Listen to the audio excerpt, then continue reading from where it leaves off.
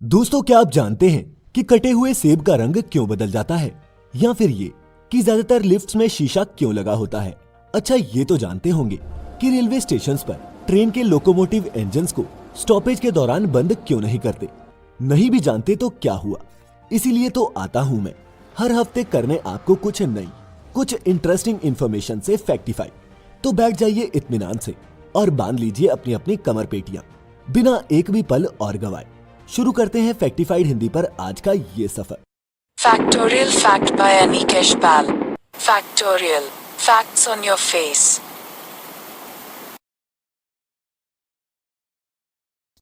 Fact number 1। दोस्तों, आपने अक्सर देखा होगा कि अगर सेब को काटकर कुछ टाइम के लिए भी छोड़ दे तो उसका रंग भूरा होने लगता है। पर क्या आप जानते हैं कि ऐसा क्यों होता है? अगर नहीं तो बता दूं कि कटने के बाद सेब के रंग बदलने के पीछे एक बायोकेमिकल रिएक्शन का हाथ होता है और इस फिनोमिनन को कहते हैं एंजाइमेटिक ब्राउनिंग। दरअसल एक सेब में पॉलीफिनॉल ऑक्सीडेज नाम का एंजाइम होता है जो आमतौर पर कई प्लांट टिश्यूज में भी पाया जाता है। जब हम एक सेब को काटते हैं तब इसके टिश्यूज हवा के संपर्क में आते हैं और ये एंजाइम ऑक्सीडाइज होकर केमिकल्स रिलीज करता है। ये केमिकल्स जब सेब में मौजूद एमाइनो एसिड से रिएक्ट करते हैं तब हमें भूरे रंग का मेलेनिन रिजल्ट में मिलता है और सेब का रंग बदलने लगता है। इसके अलावा सेब की अलग अलग वेराइटीज में एंजाइम्स की मात्रा भी अलग अलग होती है, इसीलिए ये भी याद रखें कि हर वैरायटी का सेब एक सा रंग नहीं बदलता। Fact number 2। दोस्तों, रेलवे स्टेशन पर आपने भी ऑब्जर्व किया होगा कि जब किसी ट्रेन का इंजन चेंज होता है या फिर आइडल भी खड़ा होता है तब भी वो ऑन ही रहता है। लोको पायलट चाहे तो इंजन को बंद करके बेवजह जलने वाले ईंधन को बचा सकता है, लेकिन क्या आप जानते हैं कि वो ऐसा क्यों नहीं करता? इसके पीछे कई कारण है दोस्तों। सबसे पहला तो ये है कि ट्रेन के डीजल इंजन को स्टार्ट करना कोई खालाजी का बाड़ा नहीं। इस विशालकाय इंजन में 200 एचपी के 16 सिलेंडर होते हैं जो साइज में बहुत बड़े होते हैं। इसीलिए इंजन को स्टार्ट करने के लिए जरूरी इग्निशन टेम्परेचर तक पहुंचना भी आसान नहीं होता। इसके अलावा इंजन स्टार्ट करने से पहले एक प्रॉपर चेकलिस्ट को फॉलो करना पड़ता है जिसमें 15 से 20 मिनट तो लगते ही हैं। साथ ही ब्रेक पाइप में प्रेशर मेंटेन करना भी जरूरी होता है जो सिग्नल का इंतजार करते हुए काफी क्रूशियल हो जाता है। इन्हीं सब कारणों के चलते दोस्तों इंजन को स्टेशन पर बंद नहीं किया जाता। खैर, पिछले कुछ सालों में इंडियन रेलवेज अपने डीजल लोकोमोटिव्स में एक फ्यूल सेविंग डिवाइस जिसका नाम एपीयू माने की ऑक्सिलरी पावर यूनिट है इंस्टॉल कर रही है, जिससे उम्मीद की जा रही है कि सालाना 60 करोड़ रुपए वर्थ के फ्यूल की बचत होगी। Fact number 3। दोस्तों, आपने भी गौर किया होगा कि ज्यादातर लिफ्ट में मिरर यानी कि शीशा फिटेड होता है, लेकिन क्या आप जानते हैं कि ऐसा क्यों है या फिर ये कि इसकी शुरुआत कैसे हुई? अगर नहीं तो दोस्तों बता दूं कि शुरुआत में लिफ्ट निर्माता कंपनियों को अक्सर ये शिकायत मिला करती थी कि लिफ्ट बहुत धीमी होती है और इनकी स्पीड को बढ़ाया जाए तो बेहतर होगा। अब चूंकि सुरक्षा कारणों के चलते लिफ्ट की स्पीड को बढ़ाना तो वाजिब नहीं था, इसीलिए ट्रायल के तौर पर लिफ्ट मैन्युफैक्चरर्स ने इन लिफ्ट्स में मिरर्स को इंस्टॉल करना शुरू किया। अब ऑफिस जाते हुए लोग लिफ्ट में खुद को संवारते, बाल सेट करते। इस तरह उनकी टाइम की कंप्लेंट्स कम होती गई और आगे चलकर लिफ्ट में मिरर इंस्टॉल करना एक नॉर्म सा बन गया। इसके अलावा दोस्तों एक छोटे से स्पेस में शीशा लगाने से वो जगह बंद बंद नजर नहीं आती, थोड़ी स्पेशियस लगने लग जाती है। लिफ्ट में शीशा लगाने का ये एक और फायदा है। Fact number 4।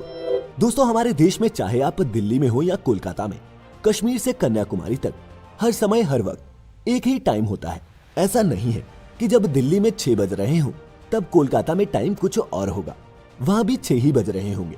लेकिन क्या आप जानते हैं कि दुनिया में एरिया के हिसाब से सबसे बड़े देश रूस में ऐसा नहीं है, बल्कि रूस में 11 अलग अलग टाइम जोन्स हैं जो सोवियत संघ के टूटने के बाद 1992 में तय किए गए थे।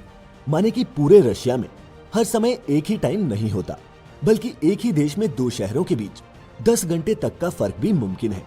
उदाहरण के तौर पर जब रूस की राजधानी मॉस्को में सुबह के 10 बज रहे होते हैं, उसी समय रूस के पूर्वी तट पर स्थित कैमचाटका नाम के शहर में शाम के 7 बज रहे होते हैं। इसके अलावा फ्रांस भी एक बहुत ही फैला हुआ देश है। उसके कई द्वीप दुनिया में अलग अलग हिस्सों में फैले हैं, जिस कारण इस देश में 12 टाइम जोन्स हैं, जो दुनिया में किसी भी मुल्क के लिए सबसे ज्यादा है। Fact number 5। दोस्तों, इस फैक्ट में मिलिए 86 साल के अमोन हाजी से, जिन्हें खिताब मिला है दुनिया के सबसे गंदा आदमी होने का। जी हाँ, आपको जानकर यकीन नहीं होगा दोस्तों, लेकिन अमोन हाजी पिछले 60 सालों से नहीं नहाए हैं। ईरान के दक्षिणी प्रांत फार्स के रहने वाले अमोन का मानना है कि सफाई ही बीमारी को पैदा करती है। अपने इस विश्वास के चलते ये शख्स गंदा पानी पीता है, जानवरों का सड़ा हुआ मांस खाता है और यहाँ तक कि उनके पूप को स्मोक भी करता है। और अगर आप इसे हाइजीनिक खाना या फिर साफ पानी ऑफर करेंगे तो शायद ये बुरा भी मान जाए। ये अपने बाल और दाढ़ी काटने के लिए सीजर्स या फिर ब्लेड का इस्तेमाल नहीं करता, बल्कि आग की एक मशाल से जलाकर ही अपने बाल और दाढ़ी सेट कर लेता है। कीचड़ में हमेशा लथपथ रहने वाला अमोन सफाई के सख्त खिलाफ है और मानता है कि अपने लाइफस्टाइल के बूते वो कभी बीमार नहीं पड़ेगा। वैज्ञानिकों के लिए एक पहेली बन चुके अमोन ने अपनी इस गंदगी की चाहत के चलते अपने परिवार, गांव, दोस्तों, रिश्तेदारों सबसे नाता तोड़ लिया है और वो एक आइसोलेशन की जिंदगी बिताता है। दोस्तों, हालांकि मेडिकल साइंस में इसकी कोई भी एक्सप्लेनेशन नहीं है, लेकिन मेरा मानना है कि ये हमारी ह्यूमन बॉडी की एडेप्टिव एबिलिटीज की एक झलक भर है। आप अमोन हाजी के बारे में क्या सोचते हैं, नीचे कमेंट्स में लिखना। Fact number 6। दोस्तों, आप में से आईफोन के शौकीन जानते होंगे कि आईफोन 12 फोन लॉन्च होने के बाद मोबाइल मार्केट में एक नया ट्रेंड शुरू हुआ है। नहीं, मैं किसी टेक्निकल फीचर की बात नहीं कर रहा, बल्कि मैं बात कर रहा हूँ आईफोन 12 फोन के साथ ना मिलने वाले उस चार्जर की। जी हाँ, आप में से जिनको नहीं पता उनको बता दूं कि आईफोन 12 फोन के साथ एप्पल कंपनी चार्जर नहीं दे रही। कंपनी का इस बारे में कहना है कि आमतौर पर हर आईफोन यूजर के पास चार्जर होता ही है, इसीलिए वो इन एक्स्ट्रा चार्जर्स को ना देकर सिर्फ इन चार्जर्स से हर साल प्रोड्यूस होने वाले 51,000 टन के ई वेस्ट को जरा कम करना चाहती है। लेकिन जहां इस मूव से एनवायरनमेंट पर एक पॉजिटिव इम्पैक्ट तो पड़ेगा ही, वहीं इस मूव में एप्पल पर कॉस्ट कटिंग और अपने कस्टमर्स को उनकी एक्सेसरीज खरीदने पर मजबूर करने के एलिगेशंस भी लगे हैं। दोस्तों, एप्पल एयरफोन्स पहले ही नहीं देता और आपको जानकर हैरानी होगी कि पिछले साल ही एप्पल ने 6 करोड़ से भी ज्यादा एयरपॉड्स बेचे थे। अपनी और भी अलग अलग एक्सेसरीज को बेचकर ये कंपनी अलग से पैसे कमाती आई है और अब वे चार्जर के लिए भी आपसे अलग से पैसे लेंगे। और इनकी देखा देखी में दूसरी स्मार्टफोन कंपनीज भी अपने फोन से चार्जर को गायब कर देंगी। एप्पल कंपनी का अब एक मेजर रेवेन्यू का चंक इन एक्सेसरीज से ही आता है, जिसको जाहिर है अब वो और भी बढ़ाना चाहती है। बाकी ये सब कौन सोचता है, आईफोन चाहिए तो चाहिए। Fact number 7। दोस्तों, क्या आप जानते हैं कि जिस 3 पॉइंट सीट बेल्ट का इस्तेमाल हम अपनी कार्स में करते हैं, उसका आविष्कार करने वाले इंजीनियर ने उसका पेटेंट सिर्फ इसलिए फ्री कर दिया था ताकि दुनिया भर में गाड़ी में जाने वाले लोगों की जान बच सके। जी हाँ, इस मॉडर्न सीट बेल्ट को सन 1959 में वॉल्वो के एक इंजीनियर नील्स बोहलिन ने इन्वेंट किया था और ये उस दौर की बात है जब रेसिंग ड्राइवर्स और पायलट सीट पर जमे रहने के लिए ड्राइवर्स हार्नेस का इस्तेमाल करते थे, जो उनका कुछ अच्छा करने के बजाय बुरा ही करती थी। इससे उलट ये 3 पॉइंट डिजाइन सुरक्षित भी था और इस्तेमाल में इतना आसान कि एक बच्चा भी इसका बक्कल लॉक कर ले। दुनिया भर के कार मैन्युफैक्चरर्स ने इस डिजाइन को इसलिए भी अडॉप्ट किया क्योंकि वॉल्वो कंपनी ने इसका पेटेंट सबके लिए ओपन रखा। वो इससे प्रॉफिट नहीं कमाना चाहते थे, बल्कि इसे एक लाइफ सेविंग टूल के रूप में दुनिया को देना चाहते थे। अपने इस कंट्रीब्यूशन के लिए नील्स बोहलिन को 1995 में Swedish academy of engineering science ने गोल्ड मेडल से सम्मानित किया और 1999 में उन्हें ऑटोमोटिव हॉल ऑफ फेम में भी इंडक्ट किया गया। Fact number 8। दोस्तों, मैंने आपको एक पिछले एपिसोड में बताया था कि रोल्स रॉयस सिर्फ एक कार नहीं, एक स्टेटमेंट है और इनको चलाने वाले ड्राइवर्स को आप आम कार ड्राइवर समझने की गलती मत कर लेना। आपको शायद ये जान के हैरानी होगी कि दुनिया भर में रोल्स रॉयस के रईस कस्टमर्स अपने ड्राइवर्स को भी स्पेशल ड्राइवर ट्रेनिंग के लिए रोल्स रॉयस में भेजते हैं। ये कंपनी भी बकायदा ऐसे ड्राइवर्स को ट्रेन करने के लिए एक ड्राइवर ट्रेनिंग प्रोग्राम कंडक्ट करती है, जिसे व्हाइट ग्लव प्रोग्राम के नाम से जाना जाता है। अब ऑब्वियसली इस कार के ओनर्स रोड पर बेस्ट पॉसिबल कंफर्ट चाहेंगे, जिसे पाने में ये प्रोग्राम उनकी मदद करता है। 2013 में लॉन्च हुआ ये प्रोग्राम इस अल्ट्रा लग्जरी व्हीकल के ड्राइवर्स को ड्राइविंग एटिकेट्स और ब्रांड की एक्सक्लूसिव मैजिक कारपेट राइड की ट्रेनिंग देता है। ड्राइवर्स इस 3 दिन के प्रोग्राम में ड्रेसिंग, ग्रूमिंग, सर्विस और कार हैंडलिंग के बारे में सीखते हैं। अब इतना पैसा खर्चा है तो डिटेल्स तो परफेक्ट होनी ही चाहिए। खैर, क्या आपने आज इस एपिसोड से कुछ नया सीखा? अगर हाँ, तो इस वीडियो को अपने दोस्तों और रिश्तेदारों के साथ भी शेयर करें और उन्हें भी कर दें फैक्टिफाइड। और अगर पहली बार हमारे चैनल पर आए हैं तो ऐसी और भी ऑसम इन्फॉर्मेशन के लिए नीचे रेड बटन पर क्लिक करके हमें सब्सक्राइब कर लेना। खैर, फैक्ट नंबर 9। दोस्तों, इस फैक्ट में मैं आपको बताऊंगा सन 1837 के एक ब्रिटिश कोर्ट केस के बारे में, जो मशहूर है सेवरलैंड वर्सेस न्यूटन के नाम से, जिसमें थॉमस सेवरलैंड ने मिस कैरोलाइन न्यूटन पर यह कहते हुए कोर्ट केस कर दिया था कि कैरोलाइन ने न्यूटन के नाक को तब दांतों से काट दिया जब वो कैरोलाइन की बिना परमिशन से उसे किस करने लगा।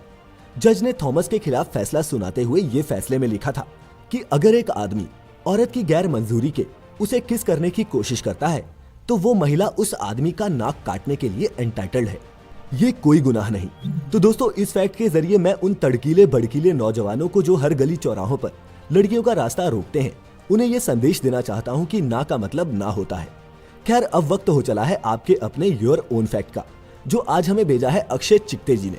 अक्षय अपने फैक्ट में चाइना के QR कोड यानी कि क्विक रिस्पॉन्स कोड को लेकर ऑब्सेशन के बारे में बताते हैं। आपको जानकर हैरानी होगी दोस्तों कि चाइना के एक टेक सेवी विलेज ने अपने गांव में 130 पेड़ों को कुछ ऐसे प्लांट किया है कि हवा से देखने पर ये एक QR कोड जैसा दिखता है। जी हाँ, ये वाकया है चीन के हेबाई प्रांत के यिनलिनशुई गांव का, जहां एवरग्रीन चाइनीज जूनिपर पेड़ों को एक QR कोड की शक्ल में प्लांट किया हुआ है। और दोस्तों, सबसे खास बात तो ये है कि ये सिर्फ दिखावट के लिए नहीं है। ऊपर प्लेन से इस QR कोड को आप अपने मोबाइल से स्कैन भी कर सकते हैं, जो आपको रिडायरेक्ट कर देगा लोकल टूरिज्म के ऑफिशियल WeChat अकाउंट पर, जहां पर आपको इस इलाके की सभी टूरिस्ट अट्रैक्शंस के बारे में जानकारी मिल जाएगी। दोस्तों, बेशक लोकल टूरिज्म को सपोर्ट करने की ये एक अनूठी पहल है और अपनी यूनिकनेस के चलते खास भी। तो इसी के साथ समय आ गया है आपसे विदा लेने का, लेकिन वादा है आऊंगा अगले हफ्ते फिर से करने आप सभी को फैक्टिफाइड। तो तब तक अपना ख्याल रखें, खुश रहें और वीडियो अंत तक देखने वाले सभी दर्शकों का तहे दिल से बहुत बहुत शुक्रिया।